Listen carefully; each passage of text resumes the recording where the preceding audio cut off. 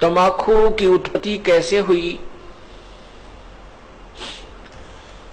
एक ऋषि का साधु था राजा।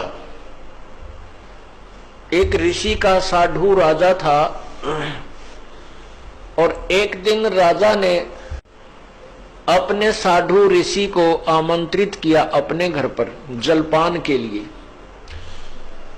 तो राजा ऋषि ने बहुत मना किया अपनी पत्नी को कि राजाओं का और ऋषियों का कोई मेल नहीं होता, राजा बड़े अभिमानी होते हैं, ये कोई हमारे सिर में दर्द करेंगे। लेकिन वो ऋषि पत्नी नहीं मानी, कहने लगे मेरी बहन कब कब मुझे बुलावे, आप तो न्योय नाक चढ़ाया करो, कोई भी काम हो जा। अर्थात ऋषि जी को विवश कर दिया राजा के घर जाने के लिए। अब राजा के घर गए तो राजा ने अपनी जो महिमा बना दिखाने के लिए और ऋषि पत्नी को प्रभावित करने के लिए बहुत अच्छे आहार, मेज पोस्ट मेज का ऊपर काजू किस्मत सेब संतरे कर नाना प्रकार की सब्जी बनवा कर, जलेबी कचौड़ी पकौड़ी दही खीर हलवा सारे व्यंजन लगवा दिए मेज पे। अब आहार किया ऋषि जी ने भी, ऋषि पत्नी ने भी, सब ने मिलकर आहार किया। अब चलते समय ऋषि जी ने कहना पड़ा जी आप भी हमारे यहाँ आइएगा, एक औपचारिकता होती है। तो राजा ने कहा अवश्य आएंगे, कभी समय मिला तो अवश्य आएंगे।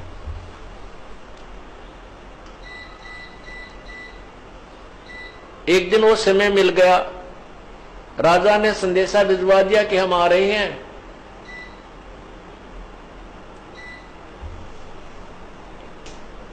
अब ऋषि पत्नी चिंतित हुई कि वो तो सचमुच आ रहे हैं और साथ में ये संदेशा भेज दिया कि मेरे साथ हजारों की संख्या में अंगरक्षक होंगे, मेरे सैनिक होंगे।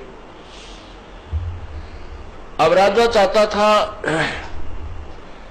कि ऋषि को नीचा दिखाना, ये एक बूंदी बीमारी है साधु, ये दिखाना चाहता था कि मैंने ऐसे ऐसे आहार कराए हैं और ये ऋषि जी कुछ नहीं करा पाएगा, इसकी मिट्टी पलीत होगी। और परमात्मा कहते हैं कबीरा सब जग निर्धना, धनवंता ना कोई, धनवंता सो जानियो जप राम नाम धन होए। अब ऋषि जी के पास अपने तप की कमाई थी, अपनी साधना भजन की कमाई थी। ऋषि जी ने स्वर्ग से कामधेनु गाय वो उधारी ले ली कुछ समय के लिए और उसको अलग से एक टेंट में रखा हुआ था। उधर से राजा अपने हजारों सैनिकों को साथ लेकर पहुंच गया और ऋषि से कहा कि भोजन की तैयारी करवाओ। ऋषि जी ने कहा जी भोजन तैयार है, आप खाना खाइए। अब वहां लगी लाइन और साथ की साथ थाली आ रही है, सबको परोसी जा रही है। ऋषि जी ने अपने एक सेवक को उस गाय वाले टेंट के सामने बैठा दिया, वो उठा उठा कर थाली बाहर रखता रहा।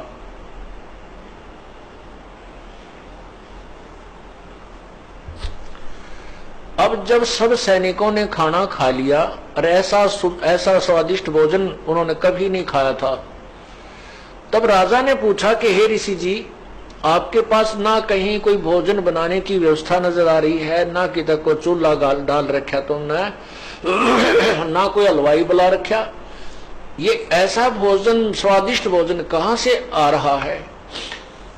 तब राजा ने बताया कि मेरे पास एक कामधेनु गाय है और उसमें यह शक्ति होती है कि वो चाहे पूरी पृथ्वी जीव जा भोजन खा ले, पूरी पृथ्वी के प्राणी, तो भी उसका अंत नहीं आता है। तो राजा के अब साधु की यारी दोस्ती इतनी होती है, अब राजा की नीत में खोट आ गया। नीयत में खोट आ गया, उसने सोचा यू कंगाल क्या करेगा इस गाय का, मैं ले चलता हूं, बहुत ज्यादा सेना है मेरे पास और ये गाय सभी आहार करा दिया करेगी। कहने लगा ऋषि जी ये गाय मुझे दे दे, आप क्या करोगे इसकी? ऋषि जी ने कहा ये गाय मेरी नहीं है, मैं उधारी लाया हूं, मैं आपको नहीं दे सकता। तो राजा बोला सैनिकों से कि सैनिकों इस गाय को छीन लो। अब ऋषि सोचता है अच्छा नालायक ये तो जबरदस्ती कर रहा है मेरे साथ। तब उस ऋषि ने कहा हे गौ माता आप अपने स्वदेश लौट जाइए, मैं विवश हूं। इतना कहते ही वो टेंट के ऊपरले हिस्से को पाड़ती हुई और गाय आकाश की तरफ, स्वर्गलोक की तरफ चल पड़ी। राजा ने गाय को कंडम करके नीचे डालने के लिए तीर मारा, पैर में तीर लगा और कहते हैं वो गाय का खून, रक्त और उस टेंट में जो भी कोई वस्तु मांगते थे, इतनी थाली हलवे की, इतनी थाली खीर की, इतनी थाली दाल की, इतनी सब्जी की, तोरी की सब्जी, घिया की सब्जी, सब प्रकार की, काजू किस्मत, सेब, संतरे, दही, बड़े, यानी जो भी वहां उस आवश्यकता थी उस भंडारे में सभी उपलब्ध उस कामधेनु ने करवा दी।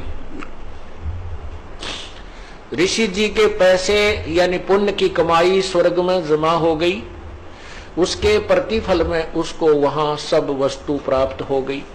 जमीन पर गिरा और गाय चली गई, तो जहां जहां वो खून गाय का गिरा वहीं पर कहते हैं तम्बाकू की उत्पत्ति हुई। अब हिंदू लोग एक तरफ तो माता को इतना प्रिय मानते हैं, गाय को अपना मां के तुल्य आदर देते हैं और फिर मां के खून को पी रहे हैं। क्या बताते हैं, खो नाम खू का तमा नाम गाय, 100 बार सौगंध इसको ना खाए। तमा नाम खू का, खो नाम खून का और तमा नाम गाय, सौगंध 100 बार इसको ना खाए। तम्बाकू, खून, खू का अर्थ है खून, खून, तमाखू खून, और तमा फारसी का शब्द है, तमा माने गाय होती है।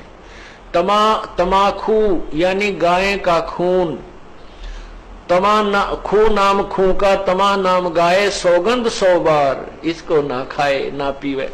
कहते हैं आप एक तरफ तो गाय को इतना प्रिय मानते हो, आदरणीय मानते हो, और फिर गाय के खून से उत्पन्न इस तम्बाकू को पीते हो। जितने भी महापुरुष हुए उन्होंने सब विकारों को छुड़वाया है। अब सिख समाज में तम्बाकू कोई प्रयोग नहीं करता, अभी तक भी उन्होंने इस मर्यादा का पालन किया है। लेकिन और सारी बुराई शुरू कर दी, मांस खावा, दारू पीने लगे। देखो बुराई तो सारी त्यागे पार पड़ेंगी। ऐसे ही मुसलमान धर्म के अंदर शराब नहीं छूते अभी भी, और बाकी मांस खाओ और हुक्का पीवे। हिंदू समाज में बीड़ी, शराब, तंबाकू और मांस कभी प्रयोग नहीं करते थे। अब हिंदू समाज में कोई मर्यादा ही नहीं रही, सारे काम बिगड़ गए। तो पुण्यात्माओं ये नए सिरे से समाज सेट किया जाएगा और इसी तरह ये समाज सुधार और आत्म कल्याण प्रारंभ होता है। उन महापुरुषों ने भी कठिन प्रयत्न किए थे, परिश्रम किया था समाज को बुराई से दूर करने के लिए। आज भी वही चल रहा है और बहुत निर्मल समाज बन रहा है। छोटे छोटे बच्चे भी ये पूछते हैं, एक बार मेरा हाथ लग गया, मेरे पापा की गोद में बंडल था, महाराज जी मेरा नाम तो नहीं टूट गया, रो रहा था वो बच्चा। मैं कहा बेटा ऐसे नहीं टूटता, वो तो वैसे लग गया हाथ, गंद का समझ लो, गोबर में हाथ लग जा, धो ले अपने ने। हाँ उसको उठा के देना, ला के देना, पीने उक्का भरना, उसमें नाम टूट जाएगा, वो खंड हो जाएगा। तो पुण्यात्माओं जो छोटी सी उम्र में इन बच्चों को ऐसा ऐसा भाव बन गया कि ये इतनी बुराई है कि इसको हाथ लागने से भी हमारा धार्मिक कर्म बिगड़ जाएगा, तो आने वाली इनकी संतान तो कति देवता पैदा होंगी। ये समाज भी सुधर रहा है और जीव कल्याण का मार्ग भी प्रशस्त हो रहा है।